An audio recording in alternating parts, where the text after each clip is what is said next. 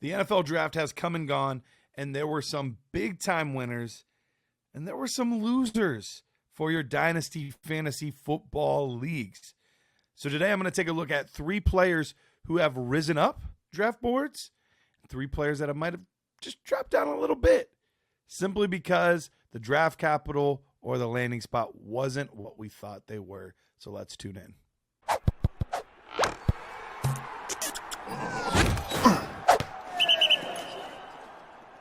Garret Price back with you on the Dynasty Nerds YouTube page. 3 guys that I would consider winners and 3 guys that were kind of losers. I say kind of because there's a caveat to one of them. We'll get to them at the very end, so you won't want to miss out. But the first winner that I have on here, Ladin Maki.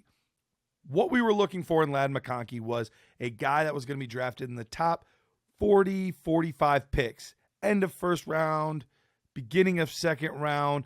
He did just that. He ended up going at the beginning of the second round to the LA Chargers. Now, looking at this team in this landscape, it's Quentin Johnston, and that's really it that they had on their team. Josh Palmer's there.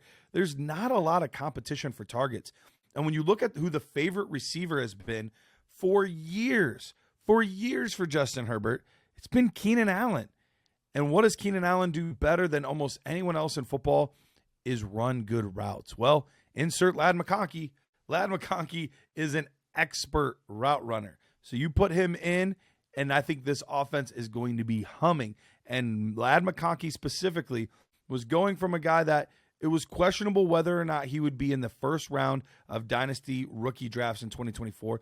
And he has basically cemented himself right after that first tier. When you're looking at those top 8 guys, he's cemented himself right after that. Somewhere between pick 9 and 11 in almost every single draft that I've seen so far, you see Mr. Ladin Maki coming off the board. So great situation, landing spot, draft capital, all of that was there for Ladin Maki. Next guy here is Jonathan Brooks. Now, I don't know that Jonathan Brooks skyrocketed up Dynasty draft boards. I think a lot of people assumed he would end up being a first-round pick in rookie drafts, or at least some running back would. The reason I have him as a winner is, A, yes, he is now kind of locked in that same range as Ladin Maki. You see him going somewhere between 109 and 111 in every single rookie draft that you do.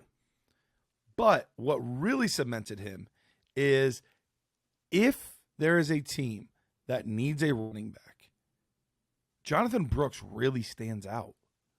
When you look at all of the other running backs, first of all, there were no other running backs that went in the second round of the NFL draft. He's alone. So you have one running back. You have a situation where it's his team, it's his opportunities, it's his job, to an offense that after the draft looks like it might be a little bit of an ascending offense. So Jonathan Brooks is in a spot where he is the only running back. The only one that's even close is Trey Benson. After that, the running back position falls off quickly. So if you're in a spot to draft Jonathan Brooks, I guarantee you can get way more than what that pick is typically valued at for him, because teams are desperate for running back, and there are not many to go around in this draft class. Last winner has to be Ricky Pearsall. I was seeing him go in like the early to mid 3rd round in most mock drafts. Now we're seeing him on the fringe of the 1st round, but typically in the beginning of the 2nd round. But he was a 1st round pick in the NFL draft to a team that, yes, I get it, they didn't end up trading Debo. They didn't end up trading Brandon Ayuk. But the odds of both of those guys still being here next year are very, very slim.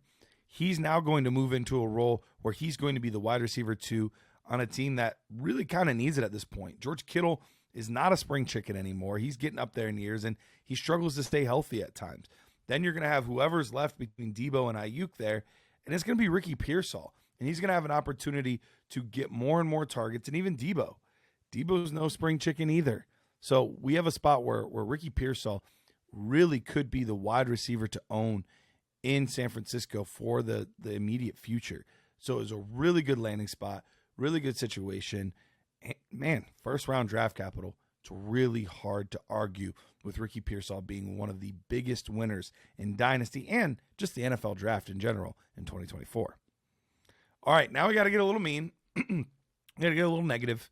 Guys that we saw their stock really take a hit for your rookie drafts in the NFL draft. So the first one I think is probably the biggest one. That's Troy Franklin.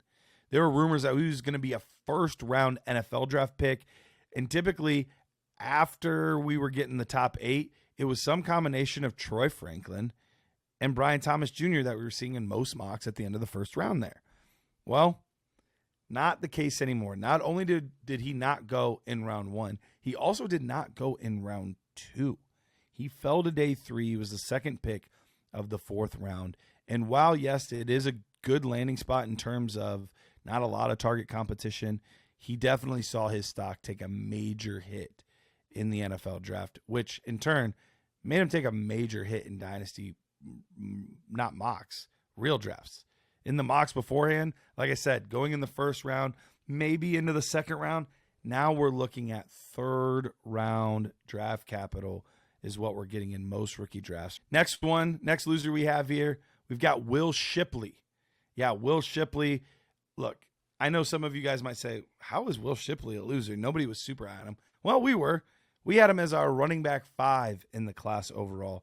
And it just kind of shows you where this draft class is overall. But had he been in a good landing spot, he really could have risen up boards with his PPR upside.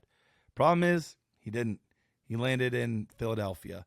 And even though the 4th round isn't bad DC for a guy like Will Shipley, Philadelphia seems like a really, really tough spot for him to really have any sort of value. So we're seeing him slip into the 4th round now of rookie drafts, which is really gross for a guy that originally had quite a bit of upside.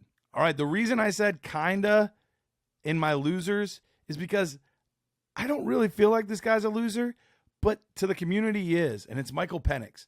Michael Penix was being rumored to be in the 1st round, so people were sneaking him up draft boards. He went from mid-second to early second to many of the mocks I saw right before the start of the NFL draft had him going in the 1st round, which is really fair. And if I would have told you that he was going to be a top 10 pick, you would have said, yeah, he should be in the 1st round of Dynasty Superflex drafts.